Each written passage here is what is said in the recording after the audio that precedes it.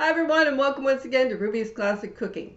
And today I'm making an old classic, ginger snap cookies. Now these are a refrigerator cookie, which are really great for freezing. And so if you want to make ahead cookies, makes about 6 dozen cookies this batch does, and have them in the freezer. And anytime you want one, you just slice off a few and you pop them in your oven or your toaster oven or whatever, and have a fresh hot cookie, fresh from the oven. I'm just going to dive right into this recipe. So now it calls for a half a cup of shortening, but today shortening is almost as expensive as butter. So you know what? I'm using butter today. Makes them taste better. So I've got a half a cup of butter here that I've had sitting around so it's nice and soft. I'm just going to drop this in here. I'm going to use my stand mixer today. Now this is a recipe that you can also do with your good old wooden spoon, but I'm feeling very tired tonight, so guess what? I'm going to use a stand mixer tonight. So, okay, I have my half a cup of butter in here now, and I'm going to add to that my half a cup of plain old white sugar. In that goes. And these are now going to go on the stand mixer and be creamed together. Now you can do this just as well with a wooden spoon or with a handheld mixer. So, and here it is. There's my butter and sugar all nicely creamed together. And now I'm going to add to that a beaten egg. So, got to beat my egg first. I'm just going to use a little bowl here from my cupboard, a cereal bowl. There we go. 1 egg. And I'm not going to get my whisk out. I'm just going to use a fork, like I did in the good old days, before whisks were part of having things in your kitchen. Just use a fork, see? Nice beaten egg. And now to that I'm going to add a 1/4 cup of molasses. Now this isn't blackstrap molasses, this is fancy light molasses. There we go. A staple in every Nova Scotia household for a long, long time. And that's because of all that trading that used to happen between Nova Scotia and Newfoundland, Prince Edward Island, all those places. They used to trade a lot with the Caribbean. And of course rum comes from the Caribbean, and so it became very, very much a part of our lives here. Rum and molasses, they go together. Not in these cookies though, just the molasses. I'm going to mix these two into my sugar and butter mixture. I'm going to put these on my stand mixer and beat them until they are light and fluffy. Now, meantime, and I'm going to clean up my bowl. I'm not going to leave any of my molasses and egg behind in my little bowl here. Here we go. Now, on they go to the stand mixer, and I'll show you what they look like when they're all beaten. When they're all beaten until they're light and fluffy. Okay, now here's my batter, and that's my light and fluffy sugar, butter, molasses, and the egg. And now I'm going to put this back on my mixer. Now that goes back on my mixer, and now I go to my dry ingredients. Now this time there's no milk or water or any other liquid to go into this mixture. I have 1 3/4 cups of flour here, all-purpose in Canada, and that would be bread flour in the United States or strong flour in the UK. And now to that I'm going to add 1/2 teaspoon of baking soda, not baking powder this time, this is baking soda. 1/2 teaspoon of that goes in here. And now 1/2 teaspoon of salt.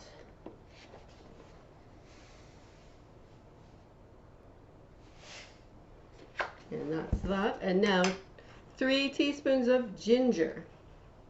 I'm amping up my ginger a bit here because, and if you want more ginger, add it, because in the good old days, ginger was a very exotic product and people used as little of it as they possibly could.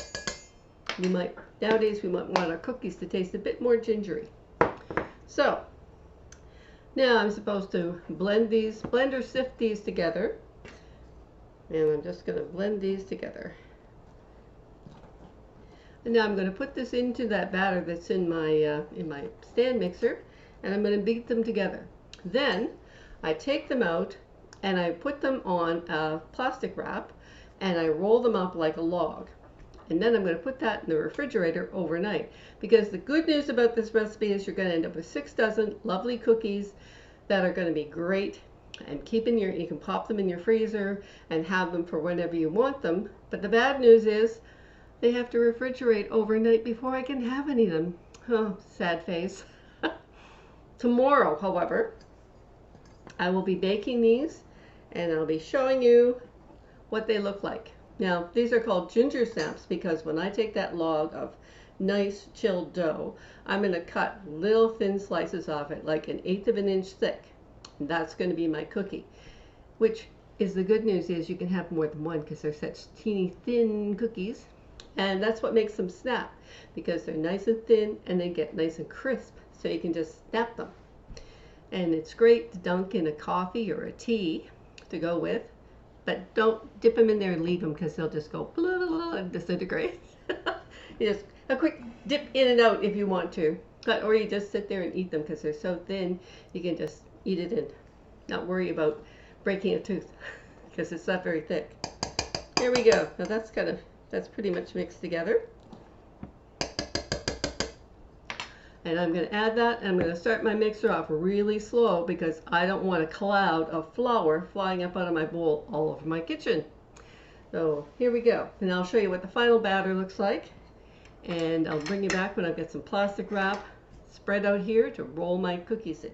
And I guess I don't just dump this whole bowl of flour in here. I'm just reading my recipe. It says gradually add to your base. So this will be added probably 1/4 at a time, and get that in there. I'll just take my measurement. You know what? Here's what I'm going to do. I'm going to take my 1/2 cup that I measured my sugar in, and I'm going to use that to put 1/2 cup of this in at a time so that I can gradually mix it in without creating that huge cloud of flour I talked about. So let's just get started here. Here I am back again to show you the final result. Now all of my flour has been added in, except for a little teeny bit there, which I'll just kind of mix in. This dough is very, very sticky. That's why it has to go in the fridge overnight, because it's super sticky. Now, you can do a lot of different things with this dough. You can make one of those giant cookies by taking out a pizza pan and just flatten this whole thing into the pizza pan and make one giant cookie. Or I'm going to take this little mini loaf pan and I'm going to line it with plastic wrap. I'm going to line it with plastic wrap, and I'm going to press all of my cookie dough into this. And tomorrow I'll have nice square shaped cookies that I can cut off my log. Or you can take a nice long piece of plastic wrap, put all of your cookie dough on it, and roll it into a log. But the thing is, I find that that flattens in the freezer before it really freezes, or flattens in the fridge. And you end up with these flat slatted round cookies, which I don't really like the look of them. So I'm just going to make them square, rectangular. So I'm just going to put this all in here. And put this dough in here. Like I said, it's very sticky. This is the trickiest part about doing this recipe, because that's all the ingredients that go in it. There's no milk, there's only 1 egg. And like I said, 6 dozen cookies later, you have to cook them all at once and have a bunch of cookies going, and you're not going, oh heavens, I've got 6 dozen cookies. I'm not going to get these all eaten before they go stale.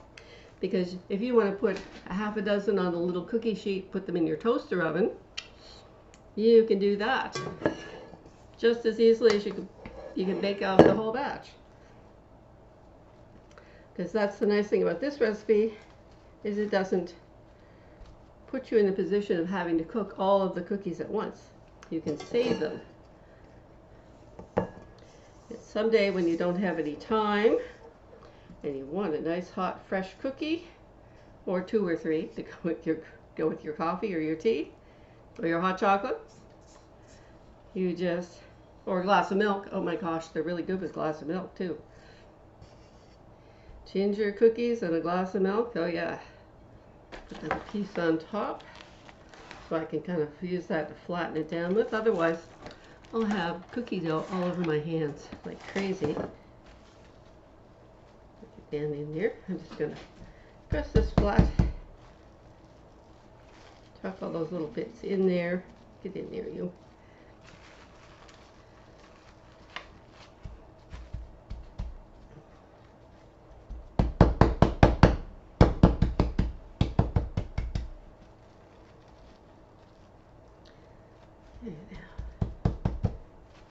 A nice little log of cookie dough. And into my freezer, that's going to go for overnight. And tomorrow, I'll bring you back and I'll bake off some of these cookies for you in my 400-degree Fahrenheit preheated oven or 205 degrees Celsius oven. So you can see how my ginger snaps turn out. And they'll be nice and crisp and delicious. I wish you could smell the ginger when they get cooked because they smell beautiful and gingery. So I'll see you again tomorrow. Be no time to you, but it'll be overnight for me. So I'll be back. Hi everyone and welcome back. It's been no time at all for you, but it's been overnight for me. And here are my cookies. They're now frozen solidly. I'm just going to dump them out of here. And you can see I have this brick of cookie batter. So I'm going to make this into cookies right now before your very eyes. Now these are going to go into my preheated 400-degree oven, 205 degrees Celsius oven for 5 to 7 minutes. And I'm going to be cutting these very thin because I want them to be nice and crispy. So these are frozen and let's hope my knife works. If it does, I may have to heat it up with some hot water and dry it off so it doesn't get all my cookie dough all wet. 1/8 of an inch. That's about probably 1/4 of a centimeter. It's very, very thin. In fact, if I could use a mandolin to do this, I would, because it would give me a nice, consistent cookie. See how thick that is? Very, very thin. Really, really thin. Almost the thinner the better when you're cutting these, because you want them to be nice and snappy when they're cooked.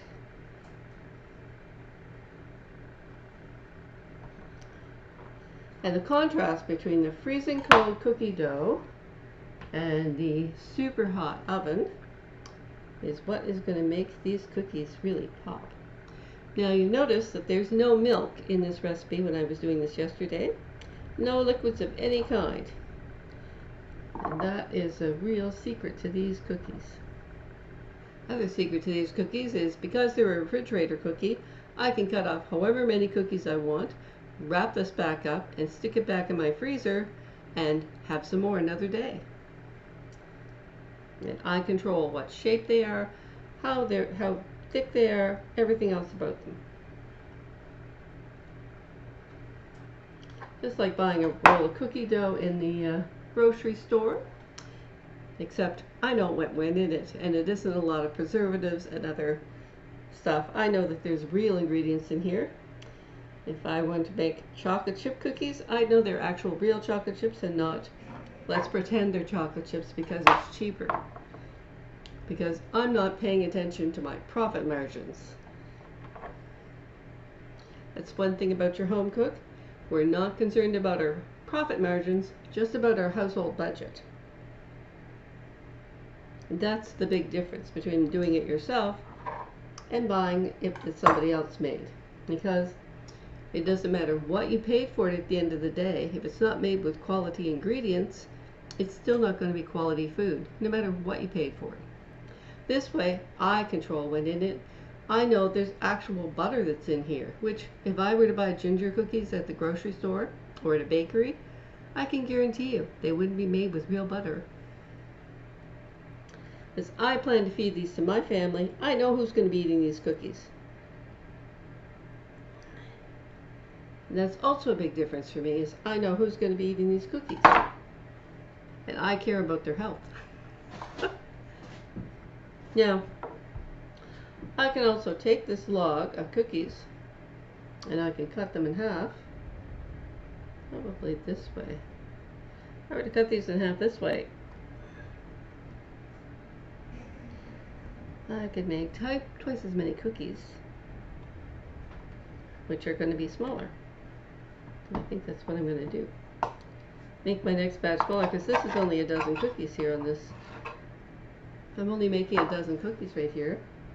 And I'm going to make more than a couple of dozen cookies out of this batch. So there you go. These are going to pop into my 400-degree oven, 5 to 7 minutes, and I'll bring it back and show you what they look like when they're all cooked and ready to eat. Yum, eat. And here's the first batch of cookies, the really giant, huge ones.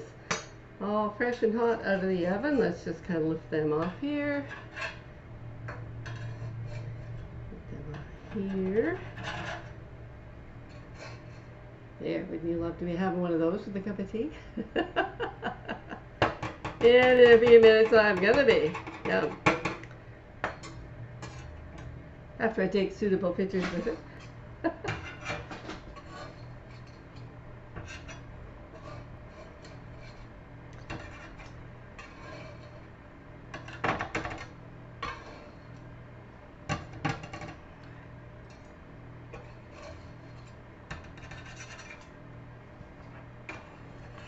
I take my big stoneware pizza pan and I spread this cookie dough out all over the entire surface of that big pizza pan. Then I bake it as one giant cookie, and I take a small luncheon plate, I put it in the middle to make like a circle in the middle, and then I cut all of those cookies into triangles, like this way, and this way, so that they're like a zigzag all the way around the edge, up to where the row is for the cookie. Anyway, I'll draw you a picture. It's like a big round circle with a smaller circle in the middle. And the small circle I cut into triangles just by cutting it like it was a pie. Then the outer circle I make all kinds of cookie shapes out of it. I make a whole bunch of triangles so they look like trees. So when I take them off of my cookie sheet, they become like Christmas trees, and I can put them out on a plate, and I have all these different size and shape trees, which are all triangle shape. And then I can sprinkle a little icing sugar on them, and it looks like it snowed on my gingerbread trees. Just a Christmas idea for if you're making ginger cookies and you want to make something different than gingerbread men, you can make a batch of Christmas trees. Here's my first batch of cookies on the cooling rack. Now, the other trick about these freezer cookies is be careful not to leave them out too long, because the cookie dough will start to soften and get really, really sticky. In which case, it's going to be very hard to cut them into nice, neat cookies. So you want to act fast when you're doing this. Don't take it out of the thing and then heat the oven and then do stuff. Oh, there's my second batch coming. And here's batch number 2, and they're much smaller cookies. And I managed to cut them a little thinner too, so hopefully these will be a little snappier in the first batch. Oops, you know what? I did this wrong. I meant to show you as I was taking them off. And I'm not showing you that, am I? Here, see? Look at that. Isn't that a gorgeous looking cookie? Yum. Ginger snaps. Good old-fashioned ginger snaps. And as they cool, they will get crispy. Right now they're a little floppy.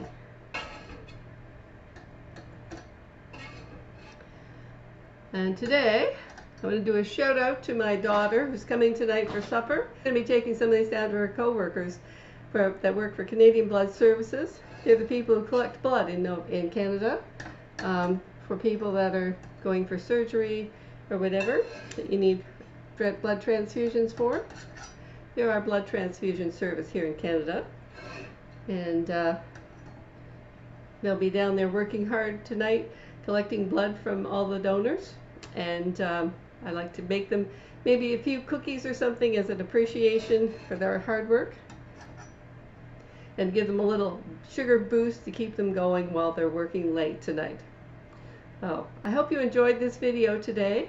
I hope you'll try this recipe out, and you will like and subscribe to my channel. I have, by the way, I have over 5,000 views on my channel, which thank you very much for viewing my channel. And 113 subscribers. Thank you to all of you for subscribing to my channel. I really appreciate you. I'm not making any money off of doing any of this, by the way. That doesn't come until you have 1,000 viewed hours and all that kind of good stuff. So I'm still working on it, but I'm very encouraged with that people seem to respond to this channel and seem to like the content and are viewing my videos. So I thank you all for doing that. And I want to say I hope you enjoyed today's video, and bye for now from Ruby's Classic Cooking. I hope that you'll be watching me next time. Bye for now.